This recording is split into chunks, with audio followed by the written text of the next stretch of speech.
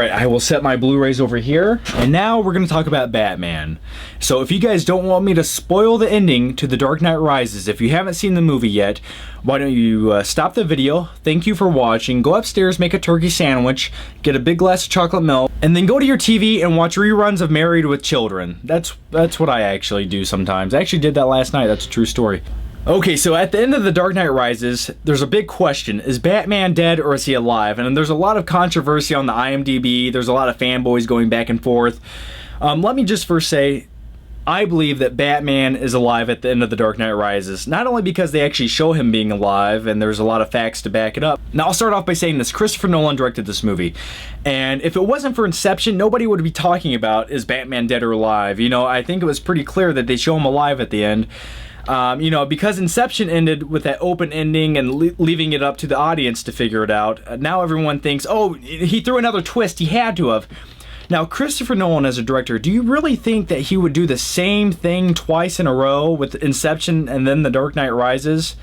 I think he has a little too much taste and talent for that. You think that him as a director, he would find that stale and kind of, you know, the same old thing again. So I think that he wanted to give us the happy ending, and he wanted to show that this guy sacrificed everything, but you know what? It actually paid off in the end. You know, he was able to live happily ever after. At the end, you see him pick up the bomb with the bat wing. I call it the bat wing. We'll call it the bat.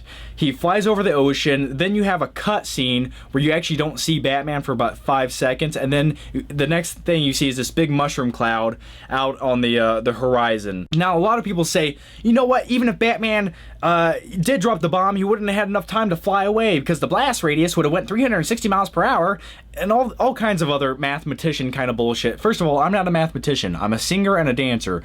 I'm actually neither of those things either. So let's jump into movie logic. He has the bomb. He drops the bomb into the water. So the bomb is underwater. So the blast radius of this bomb is now a lot smaller than 6 miles like it was in the movie.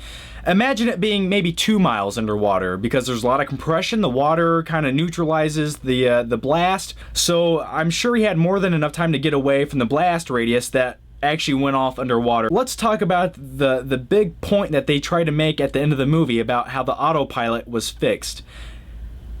Okay, there you go. The autopilot was fixed. He was able to escape by having the thing go out into the ocean, and maybe he ejected, you know, 3 miles before it went into the ocean. But wouldn't it have made more sense just to drop the bomb off and then fly away? I don't know. You have Gary Oldman up on this roof, Commissioner Gordon, and there's a brand new bat signal. The old one was crushed with an axe years before, but now this new one's all replaced. It's up there, and I think that was Bruce Wayne saying, hey, I'm still alive, you know, I live on. That was his little nod to him. And then you also have Joseph Gordon-Levitt discovering the Batcave by a GPS unit which he has with him, which I'm sure somebody might have handed it to him, maybe Bruce Wayne, because there was all this buildup in the movie about Batman talking to John Blake and saying, you know, it's about becoming more than a man, it's a symbol, blah, blah, blah. And I think that he knew that this good-hearted cop had more in him than just being a cop, so he gave him the coordinates to the Batcave to figure out whatever he wanted to do with his life. And I'm sure he wanted to fight justice. By the way, we'll talk about Robin in a second. They blatantly show you that Bruce Wayne is living happily ever after with Selina Kyle, which there's enough build-up in the movie of her saying, hey, we can just get away, we can go anywhere you want. There was kind of a romantic chemistry between the two, so it makes sense. It's not too, you know, it wasn't too much of a fantasy. So yes, in my opinion, Batman's alive. There's more evidence saying that he is alive than he is dead. Fair enough. Batman's alive, and there's Robin. Now, a lot of people are saying Robin's gonna take over the Batman. Why would Christopher Nolan make the character Robin become Batman? How does that make any sense whatsoever?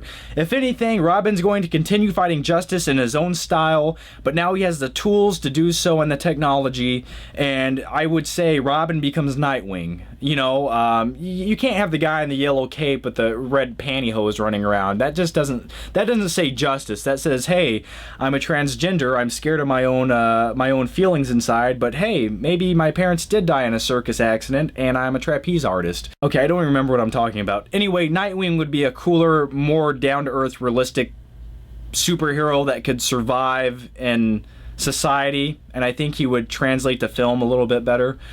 And anyway, I think Christopher Nolan left the ending just open enough so the Justice League could kind of pick and choose what they want to do there, without killing the character of Batman completely. I'm sure he wasn't going to pull an Inception ending twice in a row.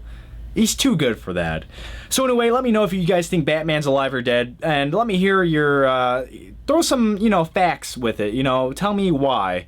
Also, by the way, on my other channel, John Flickster, I put up a, speaking of Christian Bale, I put up an American Psycho parody spoof. It's something that I've had on the back burner for a long time. I finally did it the other night. I was bored, I was lonely, I was scared. So check out the American Psycho parody intro spoof right here. I think you might like it. I took some time with it. It's almost shot for shot of the actual intro from American Psycho. So anyway, guys, thanks for watching, and I'll see you next time.